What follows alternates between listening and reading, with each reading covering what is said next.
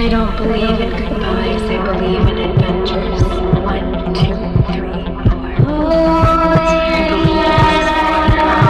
What do you do when someone is actively trying to tear you down, hurt you, or behave in a malicious manner? These are things that come up for all of us all the time. And the truth is, it never gets easier on an emotional level in terms of like, ooh, that doesn't feel good. If someone's being malicious, it will never ever feel good.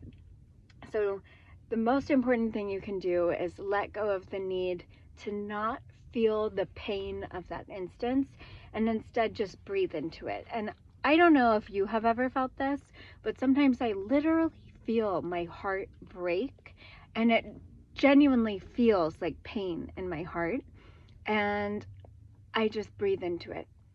And I let myself feel the pain, and if you feel the pain and really feel it just for a second, you'll notice that it actually opens up and you have this surge of fresh energy. It's like feeling the pain helps clear the pain out. So when that happens, I just close my eyes and I focus on breathing the deep belly inhales and going all the way up, breathing into the chest, and then exhaling it all out.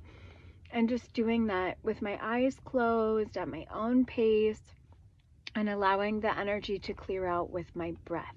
Your breath is an amazing cleanser because it brings in fresh oxygen, and fresh oxygen means fresh nutrients to power your cells, because oxygen is technically a nutrient for our bodies. So breathing in and out is very helpful. And then reminding yourself of all the people around the world who feel this type of oppression where someone is treating them badly for no reason or fault of their own. And just remember that it happens to many people, but the only way to rise out of it is to just keep believing in yourself and keep understanding that no one can take away your life.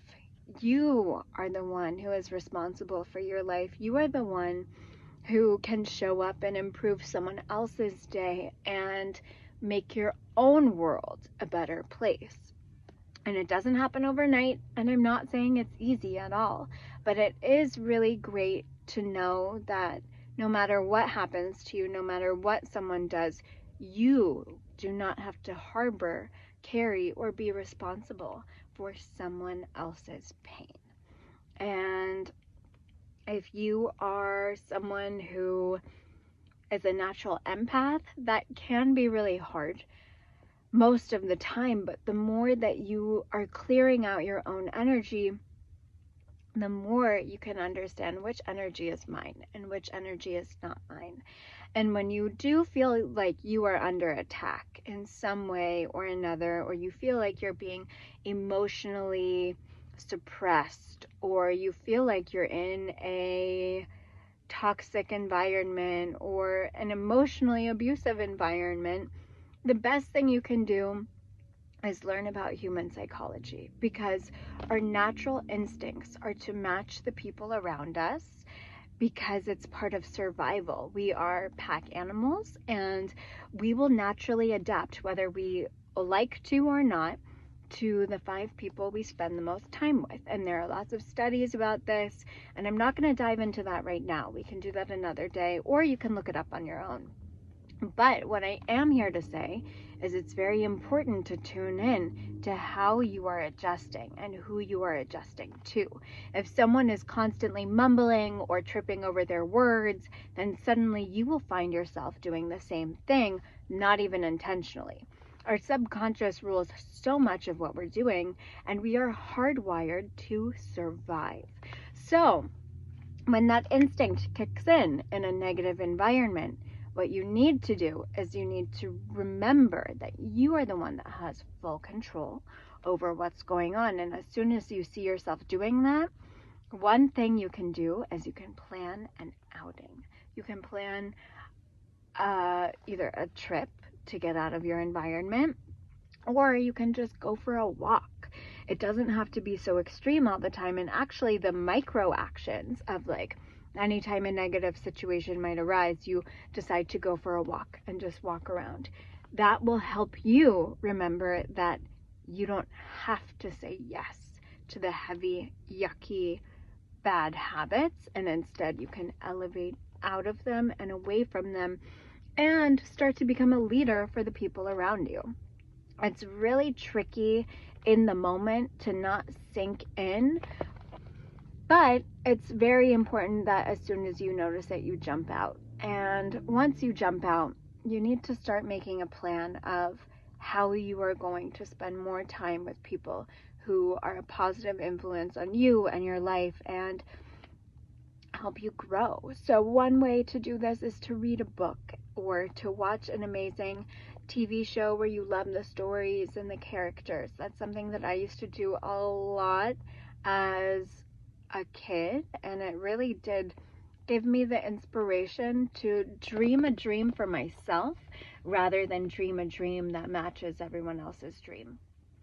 Another way that you can do this is when you go for these walks, you can actually just start envisioning what it is that you want to see around you.